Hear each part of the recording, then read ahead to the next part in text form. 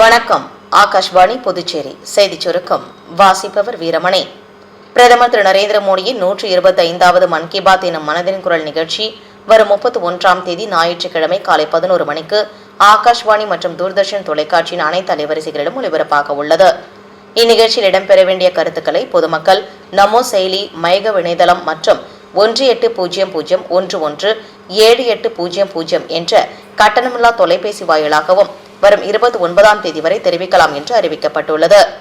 மறைந்த முன்னாள் குடியரசுத் தலைவர் ராதாகிருஷ்ணன் பிறந்த நாளான செப்டம்பர் 5ஆம் தேதி ஆசிரியர் தினமாக கொண்டாடப்படுகிறது. இதனை முன்னிட்டு ஒவ்வொரு ஆண்டும் தேசிய நல்லாசிரியர் விருதை மத்திய அரசு வழங்கி வருகிறது.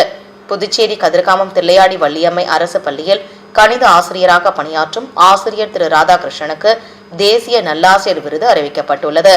நாடு முழுவதும் 45 பேருக்கு இந்த ஆண்டுக்கான தேசிய நல்லாசிரியர் விருதினை வரும் செப்டம்பர் மாதம் 5ஆம் தேதி குடியரசுத் தலைவர் திருமதி திரௌபதி முர்மு வழங்க உள்ளார். தமிழ்நாட்டின் சென்னையை சேர்ந்த ஆசிரியை திருமதி ரேவதி பரமேஸ்வரன் மற்றும் திருப்பூரை சேர்ந்த ஆசிரியை திருமதி விஜயலட்சுமி ஆகியோரும் தேசிய நல்லாசிரியர் விருதுக்கு தேர்வாகி உள்ளனர் என்பது குறிப்பிடத்தக்கது. நாடு முழுவதும் நாளை விநாயகர் சதுர்த்தி விழா கோலாகலமாக கொண்டாடப்பட உள்ளது. புதுச்சேரி மணக்குள விநாயகர் கோவிலில் நாளை தனிநபர் அர்ச்சனை ரத்து செய்யப்பட்டு காலை 4:30 மணி முதல் பிற்பகல் 2 மணி வரையிலும், தொடர்ந்து பிற்பகல் 3 மணி முதல் இரவு 10 மணி வரையிலும் பக்தர்கள் அனைவரும் சுவாமி தரிசனம் செய்யும் வகையில் ஏற்பாடு செய்யப்பட்டுள்ளது.